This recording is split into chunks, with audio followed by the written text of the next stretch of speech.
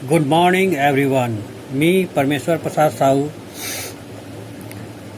आज हम लोग पीजी सेकेंड सेमेस्टर के पेपर CC4 से एक टॉपिक पर चर्चा करेंगे। आज का टॉपिक है प्रिमिटिव्स एंड देयर सेटलमेंट, आदिम जनजातियाँ एवं उनका बसावट। सबसे पहले हम समझेंगे कि जनजाति कहते किसको है। वह ऐसा मानव समूह जिसकी शारीरिक विशेषताएं एक हो, सभी एक ही भौगोलिक क्षेत्र में रहते हों, भाषा, अर्थव्यवस्था, सामाजिक, राजनीतिक तथा धार्मिक दृष्टिकोण से भी एक जैसा हो। भिन्न भिन्न विद्वानों ने जनजातियों को निम्न तरीके से परिभाषित किया है। हावेल के अनुसार जनजाति वह समुदाय है जिसके सदस्य विशिष्ट भाषा बोलते हों, विशिष्ट संस्कृति के पोषक हों तथा अपने को अन्य समुदायों से पृथक मानते हों। क्रोवल के अनुसार जनजाति को एक छोटा, अलग और मजबूत बंधन से बंधा हुआ समाज माना गया है, जिसमें सामाजिक और सांस्कृतिक पहलू नातेदारी के आधार पर मुख्य रूप से संगठित होते हैं। गिलिन के अनुसार जनजाति किसी भी ऐसी स्थानीय समुदाय के समूहों को कहा जाता है जो एक सामान्य भूभाग पर निवास करता हो, एक सामान्य भाषा बोलता हो और एक सामान्य संस्कृति हो। जेकब एवं अस्टन के अनुसार एक ऐसा ग्रामीण समुदायों का समूह है जिनकी सामान्य भूमि हो, सामान्य भाषा हो, सामान्य सांस्कृतिक परंपरा हो और जिस समुदाय का नवीन आर्थिक दृष्टि से ओतप्रोत हो, वह समुदाय जनजाति कहलाता है। अब देखते हैं जनजातियों की विशेषता क्या होती है। प्रथम, जनजाति एक भूभाग में रहता है। दूसरा, जनजाति की अपनी भाषा होती है। जनजाति का एक स्वतंत्र आर्थिक संगठन आवश्यक है। जनजाति का एक सुरक्षात्मक संगठन भी होता है। जनजाति का प्रारंभ अंत विवाही समूह से होता है। जनजातियों की अपनी सामान्य संस्कृति होती है। जनजाति में पारंपरिक व्यवहार के नियम और निषेध होते हैं। जनजाति समूह का अपना नाम होता है। मजूमदार के अनुसार जनजाति परिवारों या परिवार समूहों का एक ऐसा सामान्य नाम होता है। ये एक ही भूभाग में निवास करते हैं, एक ही भाषा बोलते हैं तथा विवाह एवं उद्योग धंधों में एक ही प्रकार की बातों को निषिद्ध मानते हैं। एक दूसरे के साथ व्यवहार के संबंध में भी इन्होंने अपने अनुभव के आधार पर कुछ निश्चित नियम बना लिए हैं। मजूमदार के अनुसार जनजातियों की निम्न विशेषताएं हैं। ये सभ्यता के दौर में पिछड़े हुए हैं। ये एक निश्चित भूभाग में रहते हैं। ये सामुदायिक भावना के प्रबल पोषक हैं। ये लिपि रहित भाषी रहे हैं। ये विलक्षण रीति रिवाजों के पोषक हैं। ये पूर्णतः पुरातन प्रेमी हैं तथा नई जीवन पद्धति को स्वीकारने के प्रति आकर्षित नहीं होते हैं। इनकी सांस्कृतिक उच्चतर मानववादी गुणों से संपन्न है। इनमें न तो सामाजिक भेदभाव, न आर्थिक भेदभाव और न ही लैंगिक भेदभाव होता है। ये विशुद्ध प्रकृतिवादी होते हैं और यथार्थवादी होते हैं और इनका जीवन चक्र धार्मिक प्रवृत्ति विश्वास पर आधारित होता है। जनजातियों को हम जनजातियों को का वर्गीकरण हम निम्न रूप से कर सकते हैं।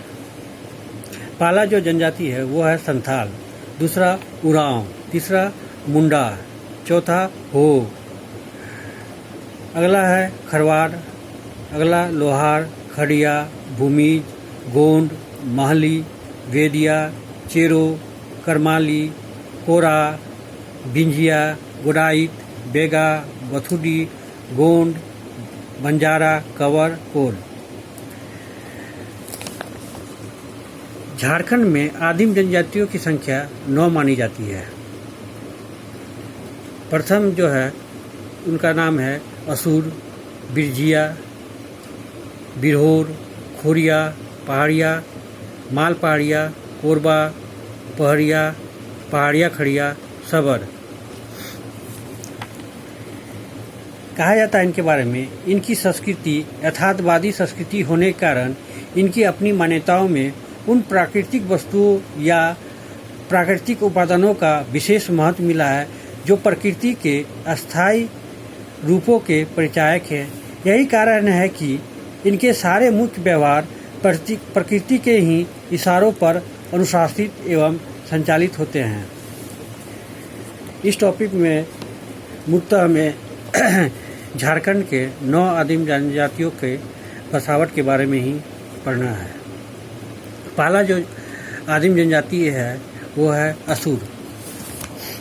अब इसके बारे में आगे देखते हैं। झारखंड में आदिम जनजातियों की संख्या 9 मानी जाती है, जिसमें असुर आदिम जनजाति का सर्वप्रथम स्थान है। वैदिक साहित्य में असुर आदिम जनजाति का वर्णन मिलता है। असुर के 3 उपवर्ग हैं।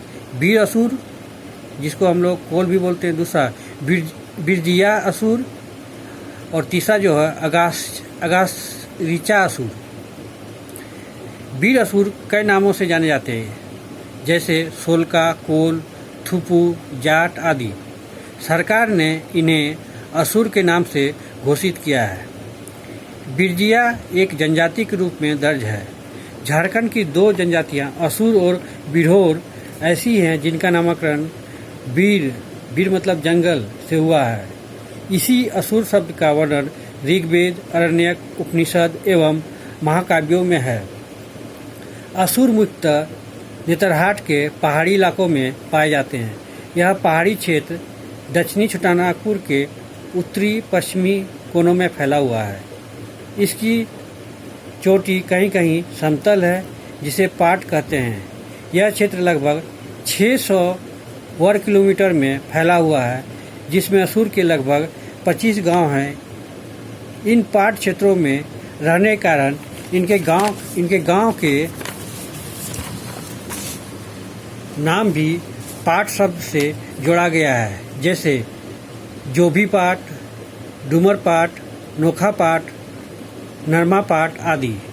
झारखंड में इनकी कुल आबादी 1991 के जनगणना के अनुसार 7,783 है, जो मुख्यतः गुमला जिले के बिशुनपुर, चैनपुर, घाघरा एवं डुमरी थाना क्षेत्रों में तथा लोहरदगा जिले के किस्को एवं सेन्हा थाना क्षेत्रों में रहती है। कुछ असुर लातेहार जिला में पाए जाते हैं। जंगल का अच्छा रखवाला होने के कारण चाय बागानों की रक्षा करने के लिए सिक्किम, असम, भूटान तथा अंडमान द्वीप समूह में इन्हें ले जाया गया है। अगला जो आदिम जनजाति है वो है बिरजिया। बिरजिया झारखंड की प्रमुख आदिम जनजाति है। हालांकि यह असुर जनजाति का ही एक उपवर्ग है। बिरजिया मुख्यतः लातेहार, गढ़वा, लोहरदगा, गुमला आदि जिलों में पाए जाते हैं। 1991 के जनगणना के अनुसार इनकी कुल आबादी 4,057 है। इनकी अधिकांश आबादी लातेहार के महुआटार, गारू, गुमला के बिशुनपुर थाना क्षेत्रों में तथा लोहरदगा, गढ़वा क्षेत्रों में अधिक पाई जाती है। नेतरहाट के पहाड़ी पाट तथा घाटी क्षेत्रों में भी बिरजिया जनजाति पाए जाते हैं, जिनका निवास स्थान असुर जनजाति के क्षेत्र में भी है। लेकिन दोनों एक ही गांव में नहीं रहते हैं। यह पूर्ण रूप से जंगल पर आश्रित हैं, इसलिए ये ज़्यादातर घने जंगलों में रहते हैं। बिरजिया जनजाति असुर जनजाति का एक उपवर्ग है, इसलिए इनका इतिहास असुरों के ही समान है। तीसरा जो आदिम जनजाति है वो है बिरहोर। झारखंड की आदिम जनजातियों में बिरहोर का अपना एक विशेष स्थान है। बिरहोर मुख्यतः हजारीबाग, गिरिडीह, बोकारो, कोडरमा, गुमला एवं रांची जिले के जंगलों एवं पहाड़ी क्षेत्रों में छोटे छोटे समूहों में रहने वाली अत्यंत पिछड़ी एवं विलुप्त हो रही एक घुमक्कड़ जनजाति है, लेकिन अपनी सांस्कृतिक विशेषताओं के कारण यह विशेष उल्लेखनीय एवं महत्वपूर्ण है। बिरहोर जनजाति घुमंतु, अर्धघुमंतु, शिकारी, भोजन एकत्र करने वाले अर्धनग्न लोग होते हैं। घुमंतु जीवन बिताने के कारण इनकी सही जनगणना का अनुमान करना काफ़ी कठिन कार्य रहा है। बिरहोर दो मुंडारी शब्दों के मेल से बना है। वीर मतलब होता है जंगल और होर का मतलब होता है मानव, अर्थात जंगल में रहने वाला मानव। बिरहोर का मतलब क्या हो गया? जंगल में रहने वाला मानव। जंगल ही इनका घर है। जंगल में वे स्वतंत्र रूप से विचरण करते रहे हैं। वे प्रकृति के स्वामी रहे हैं। जंगल के अंदर इनका पूरा एक समाज है, इतिहास और संस्कृति है। उनका सुख दुख एवं सपने सभी जंगल से जुड़े हुए हैं। वे जंगली स्रोतों के रखवाले हैं। वे जंगलों से कंदमूल, फल फूल, शहद, जड़ी बूटी, शिकार इत्यादि प्राप्त करते हैं। जनजातियों के उत्थान और गरीबों के कल्याण की बड़ी बड़ी उद्घोषणाओं के बावजूद हम देखते हैं कि अभी भी बिरहोर जनजाति अपने विनाश के कगार के करीब है। अब उनकी जनसंख्या 1991 ईस्वी की जनगणना के अनुसार 4377 है। इनके रहने के स्थान को टंडा कहा जाता है। चौथा जो आदिम जनजाति है वो है सोरिया पहाड़िया। झारखंड की जनजातियों में अति प्राचीन आदिम जनजाति सोरिया पहाड़िया का अपना एक खास स्थान है।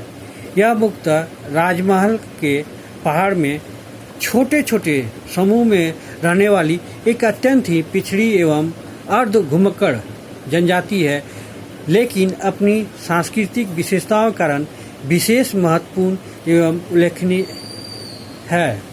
इतिहास के अनेक दुष्चक्रों के बावजूद यह अपनी सांस्कृतिक एकता को बनाए हुए है। सोरिया पहाड़िया राजमहल की पहाड़ियों, साहिबगंज एवं गोड्डा जिला में पाई जाती है। 1991 ईस्वी के जनगणना के अनुसार इनकी कुल आबादी 39,269 है। सोरिया पहाड़िया, जिन्हें मालेट भी कहते हैं, सबसे पिछड़े हुए हैं। ये लोग गोमांस, बच्ची और अधिकांशतः ईसाई धर्म के अनुयायी हैं। ये मुर्दों को कब्र में दफन करते हैं। इनकी दैनिक स्थिति इतनी बदतर है कि शायद ही कोई मानव समुदाय इससे बदतर स्थिति में होगा। इनकी कुल आबादी का 12 से 20% ही दोनों वक्त का भोजन कर पाता है। करीब 20 से 26% करीब 9 महीने के लिए, 25 से 32% 6 महीने के लिए और 14 से 28% केवल 3 महीना के लिए और 8 से 12% तक 3 महीनों से भी कम समय के लिए 2 वक्त का भोजन कर पाते हैं। सोरिया पहाड़िया की बस्तियां राजमहल की पहाड़ियों की चोटियों पर फैली विस्तृत मैदान में बसी हुई है तथा यह इलाका दामिन ई को कहलाता है, जिनका अर्थ है पहाड़ का आंचल। अगला जो आदिम जनजाति है, 5वां, माल पहाड़िया। जैसा कि हम जानते हैं कि संथाल परगना ऐतिहासिक रूप से पहाड़िया जनजाति का मुख्य केंद्र रहा है, क्योंकि इस क्षेत्र के पहाड़ों पर निवास करने वाले सबसे प्राचीन निवासी हैं। इन पर्वत पुंजों की संस्कृति हमें भारत की एक प्राचीनतम संस्कृति से साक्षात्कार कराती है। सर्वविदित है कि पहाड़िया जनजातियां मुख्यतः 2 भागों में बटे हुए हैं। पहला सोरिया पहाड़िया दूसरा मालपहाड़िया। मालपहाड़िया मुख्यतः दुमका जिले में पाए जाते हैं। इनका निवास स्थान पहाड़ों पर नहीं बल्कि समतल भूमि में है। देवघर जिले में डेरी या नैया के नाम से भी जाना जाता है। मालपहाड़िया दुमका देवघर के अलावा लिट्टीपाड़ा को आज आधुनिक में पाकुड़ बोलते हैं। हमरापाड़ा, महेशपुर, हिरनपुर को अभी आधुनिक नाम जो है वो है साहेबगंज, और चांदना को अभी गोड्डा के नाम से जाना जाता है, में बसे हुए हैं। 1991 ईस्वी की जनगणना के अनुसार इनकी आबादी 79,322 रही है। मालपहाड़िया की स्थिति सोरियापहाड़िया से अच्छी है। इनका संपर्क बंगाल के कुछ हिंदुओं से रहा है, जिसके कारण इसका धर्म, सामाजिक व्यवस्था और खेती के तरीकों में हिंदुओं की झलक मिलती है। ये शुरू से ही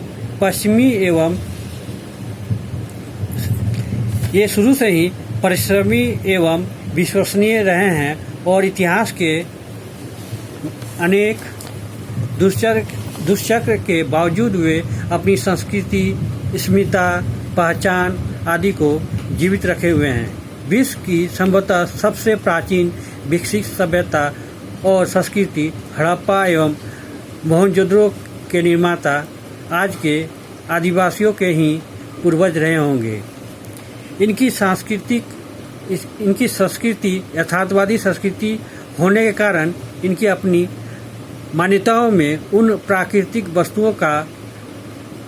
वस्तुओं या प्राकृतिक उपादानों को विशेष महत्व मिलता है, जो प्रकृति के अस्थायी रूपों के परिचायक है। यही कारण है कि इनके सारे मुख्य व्यवहार प्रकृति के ही इशारों पर अनुशासित एवं संचालित होते हैं। अगला जो आदिम जनजाति है, छठा, कोरवा झारखंड की अति प्राचीन आदिम जनजाति है, जो कुलेरियन वर्ग के अंतर्गत आता है।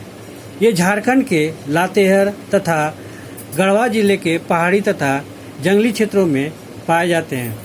1991 के जनगणना के अनुसार इसकी आबादी 21,940 है। प्रारंभ में कोरवा घुमंतु जीवन व्यतीत करते थे। बाद में चलकर इन्होंने अपना अस्थायी निवास बना लिया। घुमंतु जीवन व्यतीत करने के कारण अधिकांश लोग घने जंगलों में रहने लगे तथा कुछ लोग पहाड़ की चोटियों में भी घूमते रह गए। इस प्रकार कोरवा दो समूहों में विभक्त हो गया। प्रथम, पहाड़ में रहने वाले कोरवा। द्वितीय, पहाड़ के नीचे रहने वाले कोरवा। पहाड़ में रहने वाले कोरवा तक आए लोगों का पहुंचना, पहाड़ के रहने वाले कोरवा तक आम लोगों का पहुंचना काफ़ी कठिन एवं दुर्गम रहा है। कोरवा का पहाड़ के चोटियों में रहना उनकी इच्छा के अनुसार है या उन्हें पहाड़ की तलहटी से अन्य जनजातियों के द्वारा भगाया गया, यह शोध का विषय है। कोरवा का जीवन जंगल, पहाड़ आदि के साथ अटूट संबंध से जुटा हुआ है। इनका जन्म जंगल में होता है, जंगलों में रहते हैं, जंगल में खेलते हैं, जंगल में बड़े होते हैं, जंगल में ही अपनी आवश्यकता की पूर्ति करते हैं और अंत में जंगल में ही इनकी मौत होती है। अतः इनके जीवन का प्रत्येक पक्ष जंगल से जुड़ा हुआ है। अगला जो जनजाति है, सातवां, पहरिया। झारखंड की आदिम जनजातियों में पहरिया की अपनी पहचान है, जो मुख्यतः लातेहार, रांची, लोहरदगा तथा हजारीबाग जिले के पठारी तथा घने जंगलों में पाई जाती है। 1991 के जनगणना के अनुसार इनकी कुल आबादी 24,012 है। पहरिया अति प्राचीन काल से ही विशुद्ध प्रकृति की गोद में रहते आ रहे हैं, जिसके कारण प्रकृति से इनका अटूट संबंध है। प्रकृति के इशारे पर ही इनके जीवन का हर पहलू, रहन सहन, जीविका के साधन, धार्मिक जीवन संचालित होते हैं। पहरिया के संबंध में डाल्टन ने लिखा है कि पलामू के लोग सिर्फ आदिवासी के ही वंशज हैं, क्योंकि इनकी अपनी परंपरागत पद्धतियाँ तथा क्षेत्र की अन्य समूहों में प्रचलित प्रथाओं में ऐसी बातों की जानकारी हमेशा होती है। पहाड़िया पहले पहाड़ की अपनी चोटी में रहते थे, लेकिन वे अब पहाड़ के नीचे रहना प्रारंभ कर चुके हैं। इनकी लोकगीत तथा लोक कथाओं में पहाड़ की कथाएं भरी पड़ी है। वे विशुद्ध प्रकृतिवादी और प्रकृति के अनुपम छटा से ओतप्रोत रहते हैं। अगला है 8वां पहाड़िया खड़िया। पहाड़िया खड़िया झारखंड की अति प्राचीन आदिम जनजाति है। इसकी अधिकतर आबादी उड़ीसा के पहाड़ी इलाकों में पाई जाती है तथा थोड़ी बहुत संख्या छोटानागपुर के पहाड़ों में है। 1991 के जनगणना के अनुसार इनकी जनसंख्या 10,291 है। खड़िया 3 प्रकार के होते हैं: दूध खड़िया, ढेलकी खड़िया एवं पहाड़ी खड़िया। दूध खड़िया की आबादी अधिक है, जो पूर्वी तथा पश्चिमी सिंहभूमि, गुमला आदि जिलों में पाए जाते हैं। ढेलकी खड़िया अधिकतर मध्य प्रदेश में पाए जाते हैं। पहाड़ी खड़िया छोटानागपुर के पहाड़ों में पाए जाते हैं। पहाड़ियों की ढाल वाली जमीन पर झूम की खेती होती है। इनकी आर्थिक स्थिति काफ़ी दयनीय रही है। पहाड़ पर चाट से बाहर झोपड़ियाँ पहाड़ी की ढलान पर बिखरी पाई जाती है। इनका जीवन जंगली जानवर तथा फलों पर ही निर्भर होता है।